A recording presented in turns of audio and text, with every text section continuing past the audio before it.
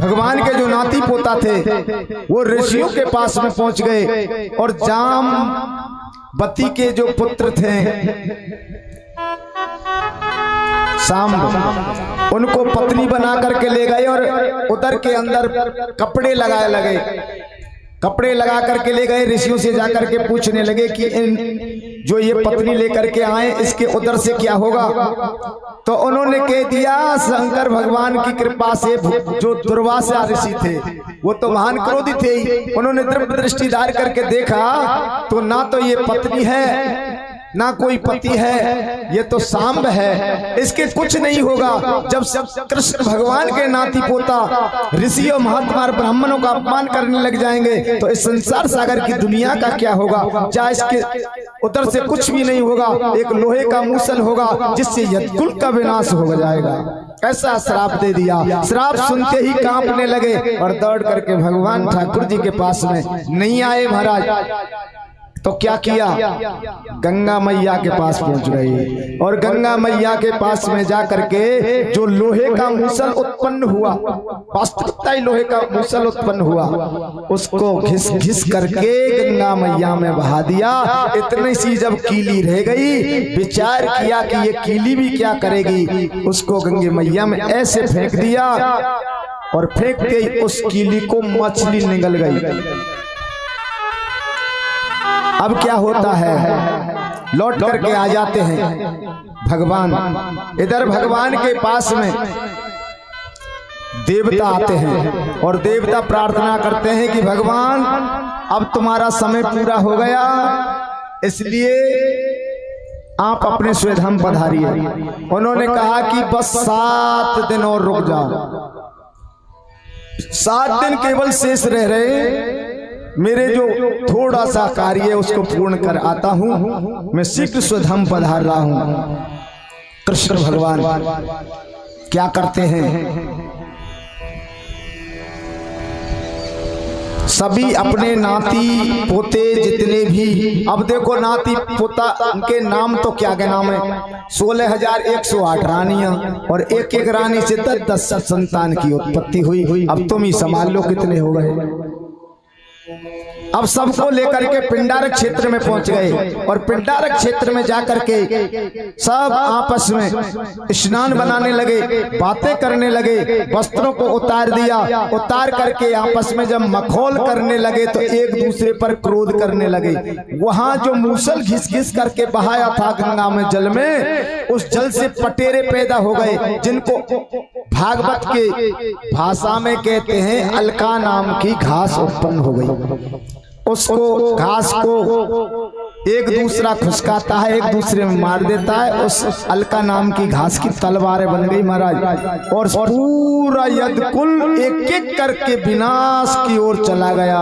ठाकुर जी शेष बच गए। भगवान ने बरगद के पेड़ के नीचे बैठ करके अपने पैर पर पैर रख करके सोच करने लगे कि इस संसार में जब मैं आया और मैंने लीला रचना चालू किया तो यदकुल को कितने विस्तार से मैंने बढ़ाया और कितने लाड प्यार से इसको तैयार किया। क्या भगवान की विलक्षण माया है, जीव जगत में आता है और जगत छोड़ करके चला जाता है। पल में पल से क्या हो जाए इस माटी बने शरीर का भैया कोई पता नहीं, तकदीर का कोई पता नहीं है, एक पल में क्या हो जाए। अब इधर क्या होता है, जो कीली मछली ने निगली उसको एक बहेलिया ले गया मछली को और मछली को जैसे काटा तो लोहे की कीली निकली, उसने एक तीर में लगा लिया अपने। सुखदेव जी महाराज कहते हैं बहेलिया ने उस कीली को अपने तीर में लगा लिया। भगवान का तलुए में पद्म चमक रहा था सोने की तरह, तो बदिक शिकार की तलाश में आया हुआ था। उन्होंने किसी हरण को देखा, हिरण जान करके भगवान के तलुए में उस तीर को लगा देते हैं और तीर लगते ही भगवान बहेलिया के तीर लगते ही भगवान ने सुमरन किया। बहेलिया दौड़ करके भगवान के पास आया। इधर में उद्धव जी आ गए और उद्धव जी और बहेलिया दोनों भगवान से प्रार्थना करने लगे। बहेलिया ने कहा, हे भगवान मुझे क्षमा कर देना।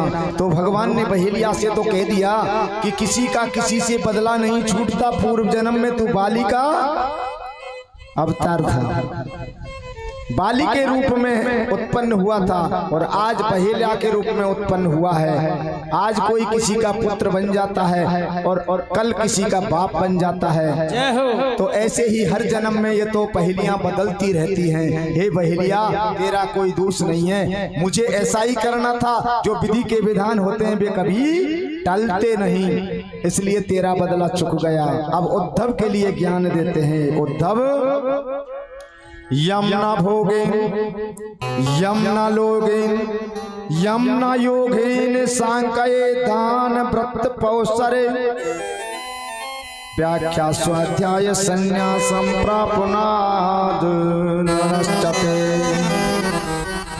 हे उद्धव, संसार में जीव आता है और संसार से जीव चला जाता है। कोई ना साथ लेकर के आता है ना कोई साथ लेकर के जाता है। खाली हाथ आता है, खाली हाथ चला जाता है, इसमें कोई संदेह नहीं है। पर उद्धव एक काम करना कि अर्जुन से जाकर के कह देना, आज से 7वें दिन द्वारका जल में डूब जाएगी। जितनी भी वहां गोपिका हैं उनको और यहां से ले जाए, इंद्रप्रस्थ में पहुंचा दे। उद्धव जी वहां से भगवान से प्रार्थना करते हैं, आंखों से अश्रुओं की धारा बहती है। हे भगवान, तुम आए और अपने धाम को सुधाम को पधार रहे हो, हमें तुम्हारी बहुत याद आएगी। उद्धव को अनेक प्रकार से ज्ञान दिया और उद्धव ने एक बात पूछी कि भगवान तुम जाने के बाद में तुम्हारे दर्शन कैसे होंगे स्वामी? तो भगवान ने कहा कि मैं अपना बांग्मय स्वरूप जहाँ श्रीमद्भागवत कथा का आयोजन होगा, श्रीमद्भागवत कथा श्रवण कराई जाएगी। जो भागवत के दर्शन कर लेंगे वो साक्षात श्री ठाकुर जी के दर्शन पाए जाएंगे, क्योंकि मेरा अपना बांग्मय स्वरूप श्रीमद्भागवत कथा में समावित किए जाता हूँ। उद्धव जी वहां से चल दिए, भगवान स्वधाम पधार गए। खिन्न मन से उद्धव जी ने आकर के अर्जुन से कहा और अर्जुन गोपियों को लेकर के रास्ते में चलने लगे। रास्ते में भीलों ने उसको लूट लिया और इंद्रप्रस्थ में पहुंचा दिए गए। 7वें दिन द्वारकापुरी जल में डूब गई। अब देखिए भगवान चले गए। सुखदेव जी महाराज ने कहा, परीक्षित अब तुम अपने हृदय को, अपने मन को, अपनी आत्मा को परमात्मा में लीन कर दो और मैं जो तुमको सुना रहा हूं वो थोड़ा सा शब्द सुनिए। ये शरीर जो तुम्हारा है ये क्षण भंगुर है। मानसो दुर्लभो देहो देही नाम क्षण भंगुरा। ये तो किसी न किसी दिन नष्ट होना था, इसकी चिंता मत करो।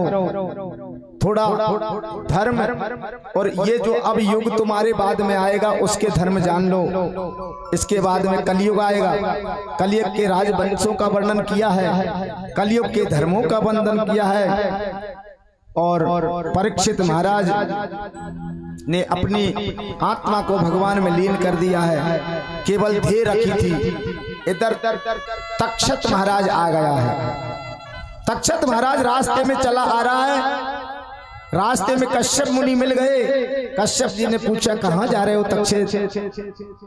कि मैंने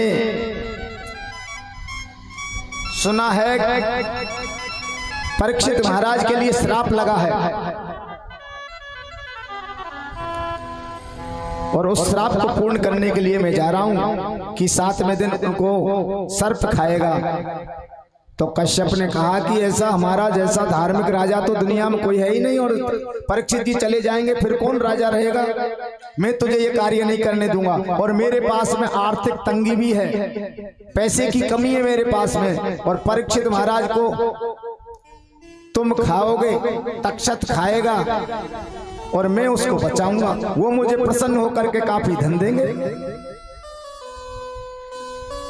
तब तो तक्षत ने कहा, तुम कैसे बचाओगे उनको?